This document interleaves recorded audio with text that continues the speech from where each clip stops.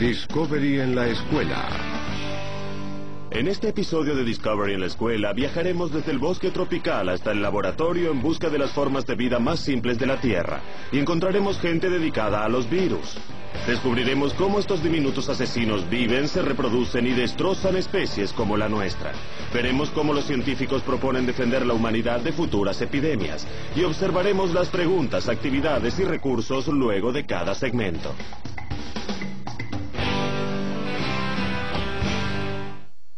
A continuación, preguntas de estudio y discusión para todos sobre los virus, primera parte. ¿Cómo se reproducen?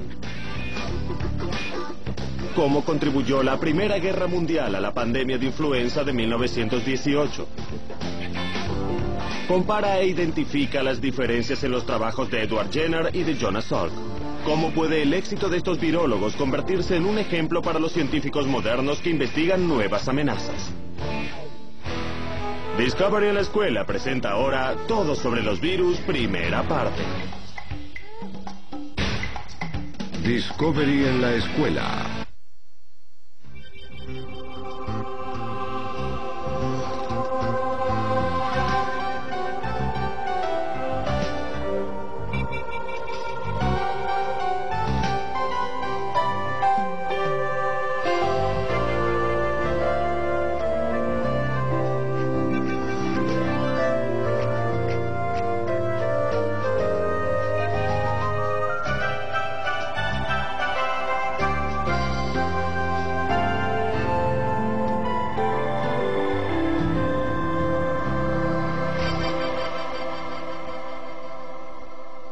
Todo sobre los virus.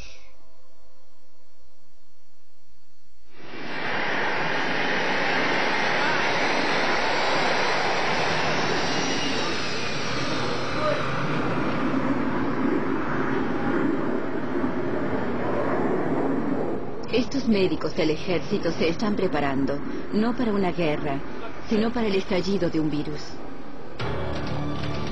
Una batalla donde un apretón de manos puede ser más letal que una bala. Apártense. Donde los adversarios se cuentan por millones. Donde nada es constante, pero el cuerpo está en juego. Los virus están en el margen de la vida. No podemos olerlos, probarlos, ni verlos, pero ellos están allí. Los asesinos más pequeños. En el aire, en el agua, en cada ser vivo del planeta. Son las formas de vida más diminutas y simples de la Tierra, aunque saben cómo entrar a nuestros cuerpos, secuestrar nuestras células, engañar a nuestras defensas. Los virus son antiguos. Algunos creen que más antiguos que otras formas de vida. Y son pacientes. Sin una célula viva para invadir, esperan en una forma cristalina en algún lugar entre la vida y la muerte. Algunos pueden esperar siglos. Su única meta es reproducirse. Los virus son todo voluntad. Cuando los virus están en el medio ambiente, son básicamente fragmentos de información genética envueltos en un código de proteínas u otra protección, vulnerables a todos los elementos en general, y a la espera del próximo ser vivo en el que puedan crecer para extenderse, infectarlo y propagarse. Es una forma de vida que no puede subsistir. No tiene la maquinaria para vivir. Solo puede hacerlo invadiendo y utilizando otra célula para cumplir su propósito. Y cuando utiliza células humanas, somos derrotados. Las enfermedades provocadas por los virus son una fuerza tan poderosa en la historia de la humanidad como la guerra y los desastres naturales. En el siglo XV los italianos la llamaron influenza porque creían que era provocada por la influencia de estrellas y planetas. La viruela apareció por primera vez en la literatura china hace 3000 años. Ha sido extinguida. Hay 7 clases diferentes de herpes. Una es la varicela. Lo más probable es que tengas herpes ahora. Al kuru se lo encuentra solo en tribus caníbales de Nueva Guinea. Se transmite al comer cerebro humano. Puedes sentir que tus resfríos son iguales, pero no es así. Hay cientos de clases de virus de resfríos. En tu vida quizás contraigas al menos 50. Y la lista continúa. Tan común como un resfrío, tan mortal como el SIDA. Los virus son el origen de muchas desgracias. Hay virus que se contagian en la oficina y otros que los niños traen al hogar desde la escuela que causan enfermedades menores. No diagnosticamos virus específicamente. Entonces, a menudo, los pasamos por alto y no les prestamos la atención que deberíamos. Siempre ha sido difícil identificar un virus. Los más poderosos microscopios solo pueden aumentar objetos hasta 2000 veces su tamaño. Revelan un mundo acuoso de bacterias y criaturas unicelulares, alimentándose, moviéndose, multiplicándose. Lo que no podían ver era el fantasma que destruía células con una magnífica eficiencia.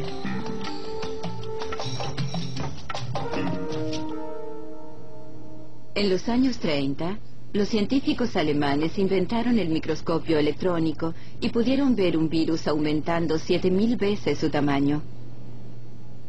En lugar de fuertes olas de luz, utilizaron diminutos electrones. Una mirada a través del microscopio electrónico cambió instantáneamente la definición de la gente de los límites de la vida. Descubrieron organismos tan pequeños, millones y millones podían caber en un píxel de nuestra pantalla de televisión. Examinados por electrones, los virus fueron descubiertos para hacer esferas y agujas y formas geométricas. Parecían demasiado simétricos para estar vivos.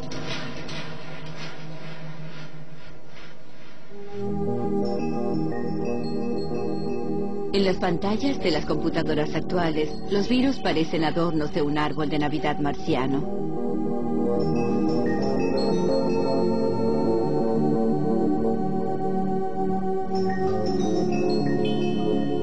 Este es el virus del SIDA. Su núcleo contiene la información genética que necesita para duplicarse.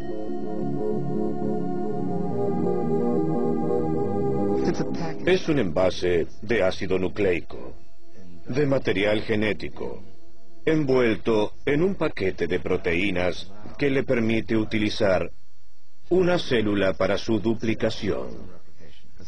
Porque no puede funcionar independientemente, no puede multiplicarse independientemente. Los genes están protegidos por una cubierta delgada. La cubierta está sellada con moléculas que le permiten entrar en una célula y continuar su trabajo adentro. Hay ciertos mecanismos receptores que vienen juntos, se unen. No atacan, se unen. Se incorporan y utilizan el mecanismo celular para su propia multiplicación. Actúa como un parásito. Utiliza estos sistemas organizados para su supervivencia. La célula blanco no tiene que ser humana, ni siquiera animal. El virus del tulipán ha sido usado desde el siglo XVI para provocar la variación del color en tulipanes decorativos. Nada es demasiado pequeño para un virus. Entonces los naturalistas observan una pulga. Tiene pulgas más pequeñas que las en su víctima, y estas tienen pulgas más pequeñas que las muerden, y así hasta el infinito. Sí, hasta los gérmenes pueden contraer gérmenes. Un ejemplo, el bacteriófago T4, un virus que ataca a las bacterias. Se deposita, se acopla y empuja su ADN a través de la membrana celular. Una vez adentro, el ADN viral asalta a la célula y la fuerza a producir más virus. En minutos, la célula hinchada explota, liberando cientos de nuevos virus para infectar a otras células. En tiempos antiguos, la gente no conocía los virus y tampoco sabía que la última cosa que harían sería enfermarse.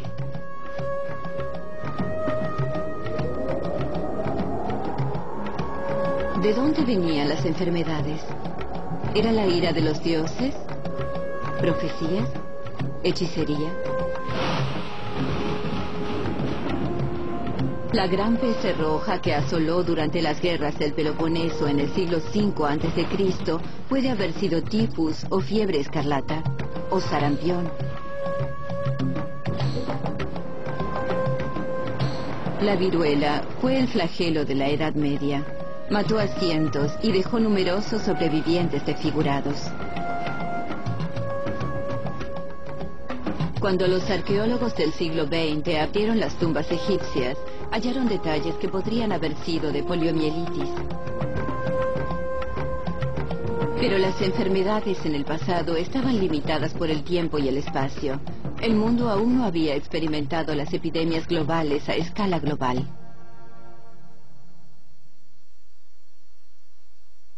Pandemia. Uno de los peores desastres naturales de la historia fue causado por un virus. La pandemia de influenza de 1918 golpeó a todas las ciudades de los Estados Unidos, derribando a la gente donde estuviera parada.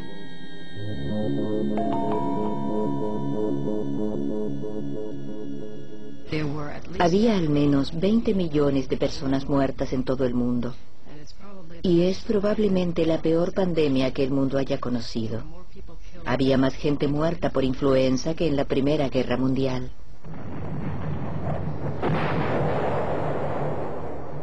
La guerra era el problema. Si no hubiera habido guerra, la cepa de ese año hubiera permanecido aislada. Pero cuando los aliados se encontraron en el norte de Francia para combatir con el enemigo, intercambiaron una cepa letal de influenza. Así comenzó. Fue de Francia a los Estados Unidos y se diseminó desde Boston. En Fort Evans, Massachusetts, un caso de influenza originó 6.000 casos entre el 1 y el 18 de septiembre. Solo le tomó 17 días. La India perdió casi un 4% de su población. Alaska, 8%. En los mares del sur, la tasa de muerte era del 20%. La gente estaba en estado de pánico porque alguien podía estar jugando a los naipes una noche y morir al día siguiente. Entonces hicieron toda clase de cosas. Estuvieron utilizando barbijos y de hecho toda la policía los utilizaba. Llevaban pequeñas bolsas con ajo y cebolla. Ellos pensaban que los protegería de la influenza. No tenían idea de que estaban dejando expuesto el lugar por el que la gripe entra al cuerpo, la nariz. No se sabía cómo manejar la situación. Y esto es algo que comenzó a surgir cuando llegamos a 1930, 1940 y 1950. En aquel momento había suficiente conocimiento y experiencia y el desarrollo de las técnicas que hicieron posible el avance. Nunca antes en la historia los médicos pudieron hacer tanto para preservar nuestra salud como en la actualidad. Y en casi todas las áreas médicas, el desfile de avances que beneficiarán a millones solo ha comenzado. Las vacunas se convirtieron en el sueño de los científicos. Prometieron librar al mundo de la enfermedad viral. Curiosamente, la palabra vacuna proviene de una enfermedad bovina llamada vaccinia. En el siglo XVIII, la belleza de las ordeñadoras era un lugar común. Eran las únicas a las que la viruela no había afectado. Un médico rural inglés llamado Edward Jenner observó que un sorprendente número de ordeñadoras había contraído una enfermedad benigna semejante al sarampión, conocida como vaccinia. Jenner extrajo el virus de ampollas e infectó a un niño, su hijo. Luego inoculó al muchacho con el virus vivo de la viruela. Era riesgoso, pero funcionó. La inyección inicial de vaccinia le provocó una dolencia benigna, pero su cuerpo desarrolló una inmunidad para ambas enfermedades. A través de los años hemos evolucionado en nuestros mecanismos de defensa. Sabemos que este es el sistema inmunológico, que es un sistema muy complejo que contiene diferentes clases de células y funciones, cuyo propósito principal es reconocer el cuerpo extraño e intentar eliminarlo. El sistema inmunológico tiene 3 funciones principales que se llevan a cabo en nuestro cuerpo en este momento. Los anticuerpos son proteínas que se unen a la superficie de un virus, debilitándolo hasta la muerte. Las células blancas del cuerpo se mueven para destruir las células infectadas por el virus. Una vez que ha sido infectado por un virus, la memoria de las células lo reconoce inmediatamente si entra al cuerpo nuevamente. Por eso las vacunas son tan efectivas. El cuerpo recuerda la apariencia del virus falso, por eso puede protegerse cuando aparece el virus real. Una de las formas más comunes de hacer una vacuna es hacerla crecer en un anfitrión artificial.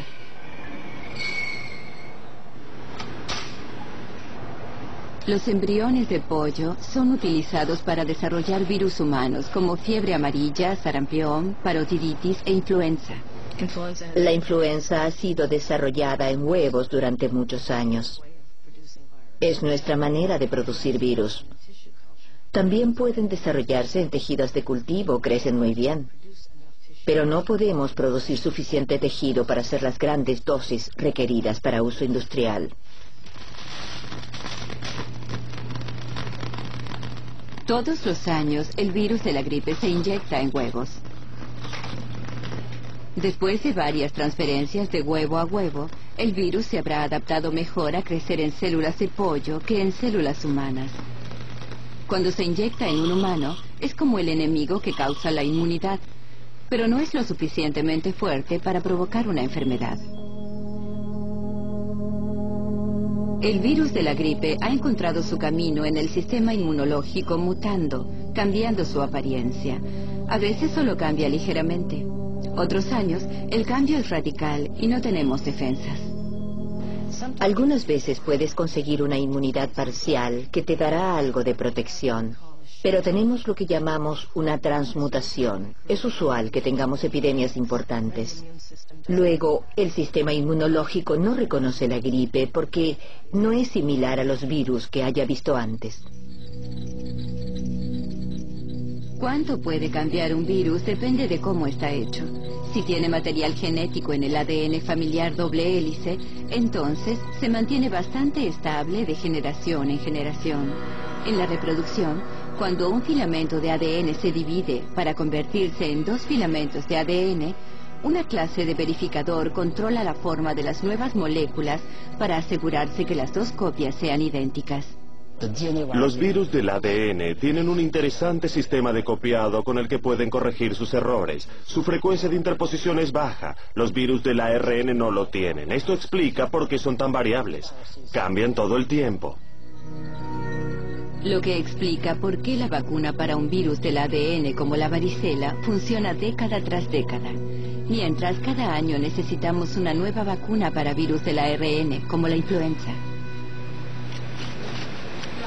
Esta librería congelada es la colección del Dr. Herlocker de cepas de gripe que se han desarrollado a través de los años.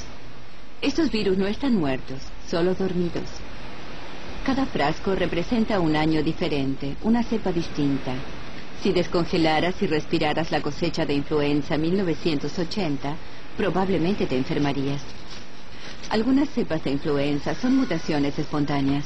Otras epidemias pueden ser rastreadas hasta patos y cerdos. Terminan con nombres como influenza del cerdo, o influenza de Hong Kong, o influenza asiática, porque a menudo provienen de países donde la gente vive muy cerca de sus animales. La influenza tiene la ventaja adicional de pasar de una especie a la siguiente. Cada vez que esto ocurre, la cepa cambia. Y esto significa trabajo para los científicos de la Organización Mundial de la Salud y el Centro de Control de Enfermedades, o CDC, en Atlanta.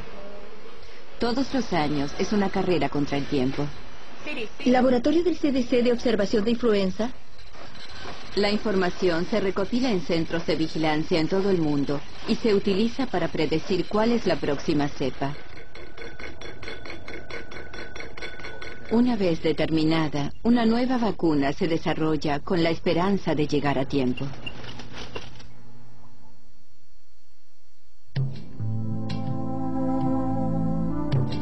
El pánico de la poliomielitis. Es difícil imaginar un mundo sin vacunas para enfermedades como la influenza, viruela o polio.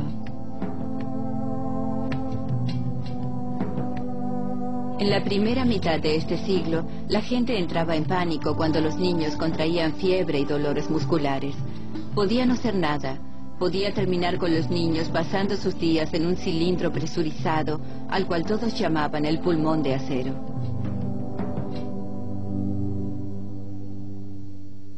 En mi época, estaba muy consciente de los efectos de los virus. En 1916, por ejemplo, 2 años antes de mi nacimiento, hubo una epidemia de poliomielitis severa en los Estados Unidos, sobre todo en Nueva York. Y luego, nuevamente en 1918-1919, tuvimos una epidemia de influenza grave. Y en ambos casos el efecto fue devastador. Por supuesto, yo era muy joven para entender el significado, pero recuerdo los cuerpos retorcidos y los ataúdes.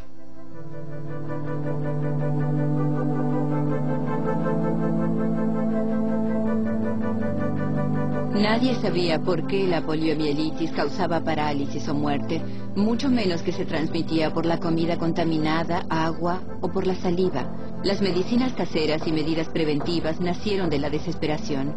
Cuando la poliomielitis atacó a F.D. Roosevelt después de nadar en un lago congelado, la gente especuló que el agua fría podía ser la causa. A fines de 1940, el joven Jonas Salk estaba en camino de convertirse en el héroe de los padres del mundo moderno. Dediqué toda mi vida a ser médico. Ese es el camino que elegí para practicar la medicina. Y ese ha sido el sentido de mi vida.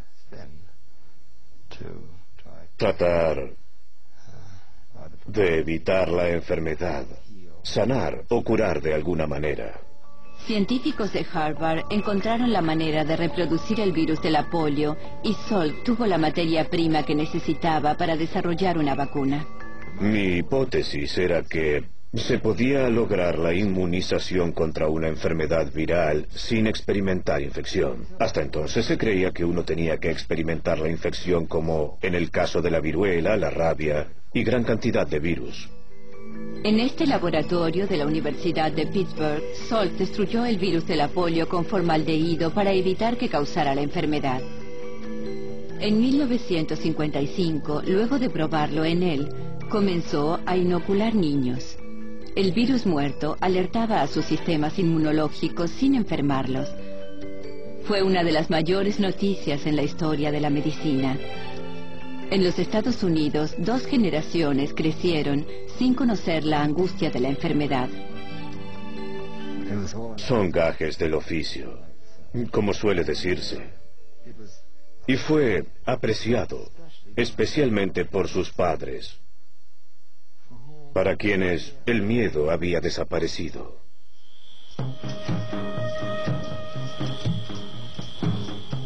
De regreso en 1935, un bacteriólogo llamó a la batalla contra la enfermedad la última aventura genuina del mundo. Todos los dragones están muertos y la lanza descansa oxidada en el rincón de la chimenea. La única propuesta deportiva que permanece es la guerra contra estas feroces criaturas que están al acecho en los rincones oscuros y merodean entre los cuerpos de ratas, que vuelan y reptan con los insectos y acechan nuestra comida y bebida y hasta en nuestro amor.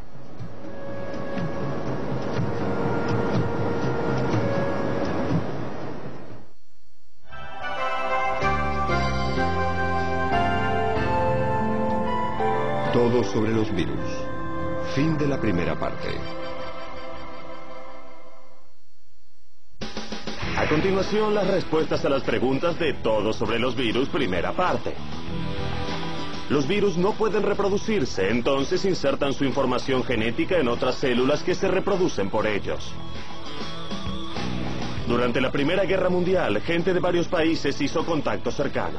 Esto permitió que una cepa de influenza se diseminara alrededor del mundo en una tasa sin precedentes.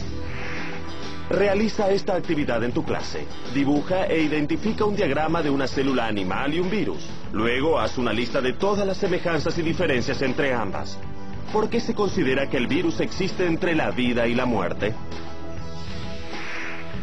Para aprender más, Discovery en la Escuela te sugiere visitar la siguiente dirección en Internet. Pídele a tu bibliotecario que te ayude a explorar los diferentes recursos que tu biblioteca tiene para ofrecerte.